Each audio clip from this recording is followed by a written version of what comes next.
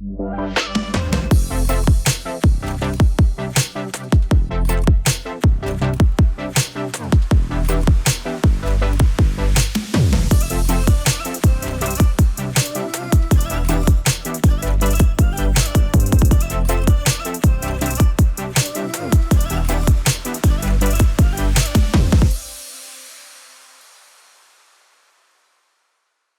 sahabat Kompas.com, apa kabarnya? Kembali lagi bersama saya Cika Audika, tentunya di episode keempat Ngulik Bisnis. Kali ini kita juga akan membahas berbagai hal mengenai bisnis dan akan dilihat dari berbagai macam perspektif. Saya tidak sendirian, sudah bersama narasumber saya hari ini. Beliau merupakan Marketing Manager Kota Baru Parayangan, Bapak Joseph Ijong Dahlan. Halo Bapak. Mbak Cika, selamat sore. Selamat sore, kembali lagi bersama saya. Jangan bosan ya Pak ya? Oke Mbak Cika, oke.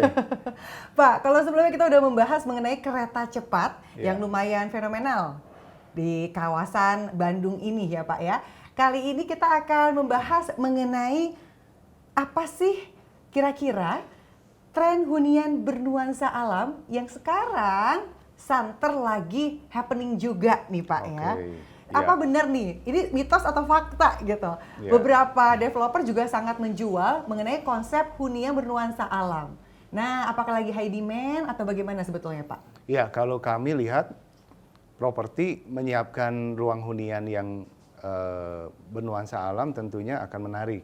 Apalagi setelah masa pandemi kemarin terjadi pergeseran dari preferensinya customer properti. Mereka ingin memiliki hunian dan juga lingkungannya yang lebih asri. Nah, otomatis kalau konteksnya di KBP, kami sendiri kan 50% lebih adalah ruang terbuka hijau dari total pengembangan 1.250 hektar. Sehingga kalau orang beli rumah, tentunya dia akan melihat surroundingnya. Tidak hanya rumahnya sendiri, dia harus lihat tetangga, lingkungan, taman di dalam klaster, dan juga lebih luas penataan kota mandirinya itu sendiri. Itu semua akan lebih baik, lebih relevan dengan konteks hari ini adalah jika ruang terbuka hijau atau kenyamanan keasrian itu lebih ditekankan. Pak Ijong, konsep alam biasanya identik dengan lingkungannya aja nih. Tapi sebetulnya apakah ada konsep alam yang juga berhubungan dengan interior atau desain rumahnya, berhubungan dengan masuknya cahaya matahari gitu yang sesuai dengan standar yang ada, atau bahkan ventilasi yang sekarang kayaknya juga menjadi salah satu concern dan juga minat untuk para masyarakat yang mencari hunian impian? Iya, idealnya apa yang udah ditata di luar baik, itu kalau bisa alam itu bisa dihadirkan masuk ke dalam rumah, ke interior. Nah, kuncinya apa? Kita harus merancang rumah itu dengan baik. Pertama, lebih banyak dinding yang tidak menempel ke sekeliling tetangga, itu akan lebih baik. Sehingga ada peluang yang besar buat matahari sama udara alami itu masuk. Dan lebih menarik sekarang konsep rumah itu juga tidak dalam satu atap. Bisa dipecah masa bangunannya sehingga di dalam tengah-tengah rumah itu bisa muncul inner courtyard. Nah, sebagai contoh hari ini kita lagi beracara di Nilapatmi House. Tentunya ini rumah yang didesain dengan konsep green. Banyak bukaan yang membuat aliran udara dan cahaya itu masuk. Bagian tengahnya malah di split menjadi satu inner courtyard. Dan ini membagi semua aliran udara cahaya itu ke atas dan ke bawah. Kebetulan rumah ini 2 lantai. Baik Pak Ijong, ini ada pertanyaan lainnya ya. Ini juga merupakan salah satu pertanyaan yang mungkin dinantikan oleh seluruh sahabat Kompas.com. Nah, kita tahu bahwa Kota Baru Parayangan ini memiliki banyak konsep. Salah satunya adalah konsep alam yang lagi kita perbincangkan ini. Apakah ini juga menjadi salah satu fokus utama? Dan di sini akan ada beberapa konsep lainkah? Dengan konsep alam ini udah ada berapa klaster yang hadir sekarang Pak? Oke, konsep alam selalu kita usung karena kalau KBP dari awal memang peka dan concern sama keseimbangan lingkungan. Jadi bagaimana lingkungan ini bisa asri dan juga benefit ini bisa masuk ke dalam rumah seperti yang tadi dijelaskan. Nah, kalau untuk tipe-tipe rumah yang kami kembangkan, khususnya tiap-tiap tatar atau klaster itu memiliki taman tematik. Jadi di luar rumah itu dekat juga dia melangkah untuk masuk ke taman bermain yang dekat dengan rumah masih di dalam klaster. Nah, kemudian konsep taman di dalam juga kita kembangkan lagi tidak hanya di depan rumah, di belakang rumah, tapi di tengah ada inner courtyard. Nah, itu adalah feature-feature yang menurut saya unik dan itu sangat cocok dengan iklim mikro yang ada di KBP. KBP ini konteksnya masih Bandung Raya ya, jadi iklim, topografi, kemudian kesejukan alamnya itu sangat mendukung. Sehingga bukan itu tidak menjadi isu, tapi malah jadi potensi alam masuk lebih bagus lagi. Ditambah dengan kualitas udaranya juga baik sekali ya Pak ya, Iya. kalau di Bandung ya. Betul. Berarti ini menjadi salah satu nilai jual tambahan begitu? Ya, jadi kita relevan sekali dengan kontekstual lokasi yang ada. Sehingga harusnya konsumen atau calon pembeli itu merasa apa yang dia idamkan bisa dia dapatkan bahkan di dalam rumah dari segi kenyamanan cuaca, udara, dan sebagainya. Oke, apa yang menjadi nilai jual atau value lebih dari Kota Baru Parahyangan dengan konsep alam seperti ini?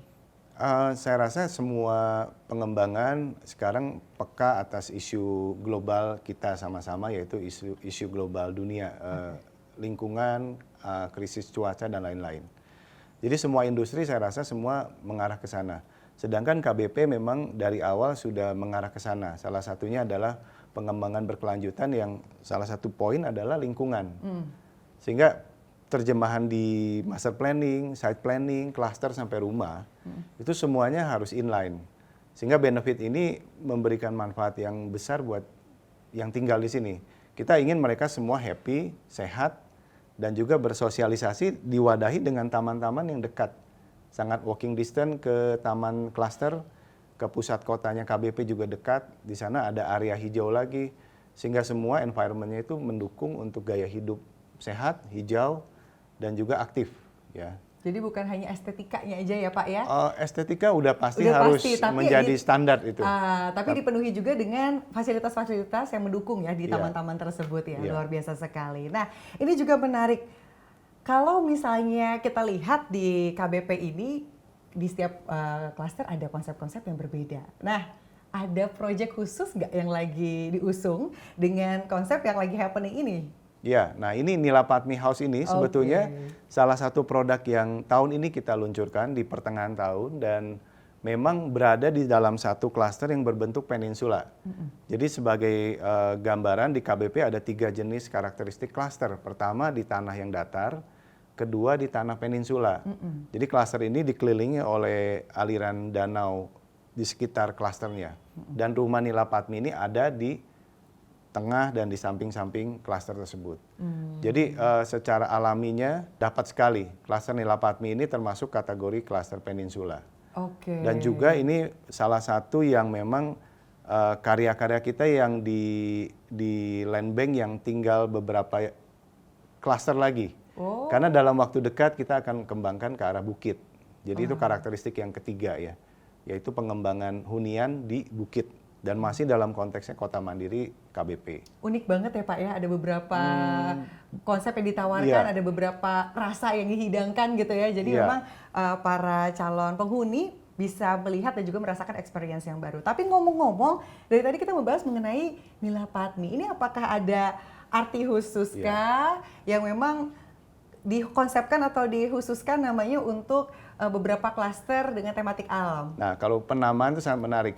Tatar Nilapatmi diambil dari nama dari tokoh yang ada di cerita Prabu Siliwangi. Nah, yang menarik adalah nama-nama ini sebetulnya sudah distudi oleh Kota Baru Parahyangan sejak lama. Jadi sebelum proyek ini dijalankan, nama-nama ini kami udah siapkan untuk penamaan klaster atau tatar tadi. Untuk daerah-daerah yang tanahnya datar, kami mengambil nama-nama yang sosok tokoh pria. Tetapi kalau untuk nama-nama yang mewakili klaster peninsula yang bersinggungan dengan air, yang bentuknya tidak kotak tapi lebih feminim, itu kita mengambil nama dari permaisuri. Nah, Nilapatmi ini sebetulnya merefleksikan salah satu permaisuri pada masa itu dan syarat dengan kebangsawanannya, ya diwakili dengan warna indigo dan sebagainya. Baik, nah itu storytelling yang bisa disampaikan, namun itu sebetulnya mengakar ke pilar budaya yang sebetulnya menjadi salah satu pilar pengembangan KBP yang selain budaya yaitu sejarah dan pendidikan. Wow, ini maknanya dalam banget ya Pak ya. Berarti kerasa nih kalau masuk ke Nilapatmi itu ada rasa mewahnya, ada rasa bangsawannya gitu ya. Dan ternyata memang nggak sembarangan ya Pak untuk memilihkan nama tiap klasternya. Nah, untuk keunggulan dari Nilapatmi ini apa yang disuguhkan sebetulnya? Baik, kalau untuk Nila Patmi House, sebetulnya kami menawarkan satu gaya hidup yang lebih nyaman, asri, dan dekat dengan alam. Dari desain, nampak sekali rumah ini tidak menempel ke samping kiri, samping kanan. Banyak bagian yang lepas dari dinding tetangga atau dinding samping. Sehingga alami cahaya, kemudian udara akan masuk dengan luasa. Kemudian dari segi masa bangunan, kita tidak buat dalam satu atap utuh, tetapi masa bangunan kita pecah menjadi dua. Ada bagian depan, bagian belakang, sehingga terjadi bagian tengah. Nah, bagian tengah ini lagi-lagi tempat aliran udara dan cahaya masuk. Ya, kemudian bagian belakang kita bisa lihat bahwa masih ada space yang luas, bahkan optional, Bapak Ibu masih bisa desain atau bangun kolam renang, ya, seperti nampak di latarnya kita sekarang ini. Kemudian lantai 2, tersedia juga bagian tengah yang tadi di split itu menjadi balkon dan ruang bersama di lantai 2. Nah, jarang sekali rumah-rumah itu memiliki ruang kebersamaan di lantai 2. Ya, ini jadi interaksi antara anggota keluarga bisa di bawah, di atas, dan tentunya di sini living dining room. Wow. Nah, yang paling basic tapi ini mewah adalah rumah ini ada 4 kamar tidur. Tapi masing-masing kamar tidur ini memiliki 1 kamar mandi. Jadi tipe ensuite, 1 kamar, 1 kamar mandi. Wow. Sehingga privasi tetap terjaga, tapi ruang komunal untuk berkumpul dengan keluarga tetap nyaman. Wah, luar biasa ya. Ini menjadi salah satu keunggulan, bahkan terasa banget ya Pak, ada eco-friendly di sini gitu kan, memudahkan kita untuk mendapatkan udara yang lebih baik gitu, kualitas udaranya luar biasa segar. Terus juga difikirkan dari setiap fungsional tempat dan juga space yang ada di Nila Patmi ini. Baik, selain menjadi favorit, ini juga lumayan ramai dikabarkan kalau ternyata dengan konsep alam ini bisa menunjang gaya hidup yang lebih sehat. Apa efek yang betul-betul dirasakan jika kita memang hidup gitu ya, tinggal dengan rumah konsep yang lumayan mendukung lebih nyaman, lebih alam, kira-kira bagaimana Pak Ijong? Iya, tinggal di kota mandiri tentunya banyak manfaat. Pertama, penataan fungsi-fungsi umum dan hunian itu sudah dipikirkan dari awal. Jadi kemudian mengakses fasilitas harian, sosial, misalnya ibadah, sekolah, grocery, dan lain-lain ke pasar, itu harusnya bisa ditempuh dengan mudah. Bahkan kalau perlu jalan kaki, jadi walking distance. Nah, itu konsep yang sebenarnya sekarang walkable town center itu menjadi tren, dan kami di sini memang sudah menata ini sejak awal master planning ini ada. Nah, tentunya gaya hidup sehat itu akan dirasakan langsung. Jadi jejak karbon juga akan berkurang. Para penghuni warga akan cenderung difasilitasi untuk jalan kaki. Kalau dilihat memang KBP ini main roadnya difasilitasi dengan 2 jalur pejalan kaki dan jalur sepeda. Sebetulnya bukan untuk ikut tren, tapi untuk benefit para warga yang tinggal sini.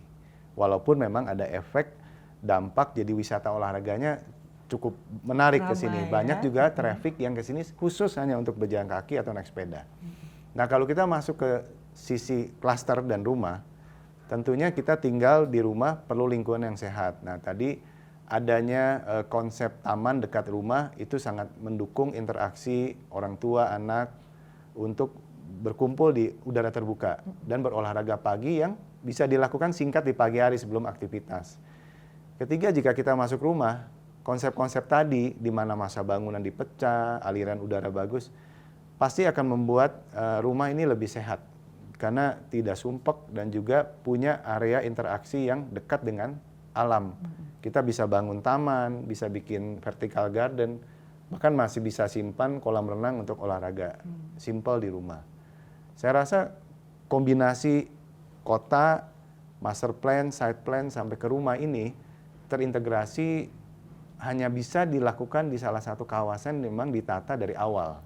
Nah, itu adalah keuntungan tinggal di kota mandiri. Plus, jika kita mengupas benefit di eksternalnya KBP, infrastruktur yang mendukung ke KBP ini sangat-sangat lengkap.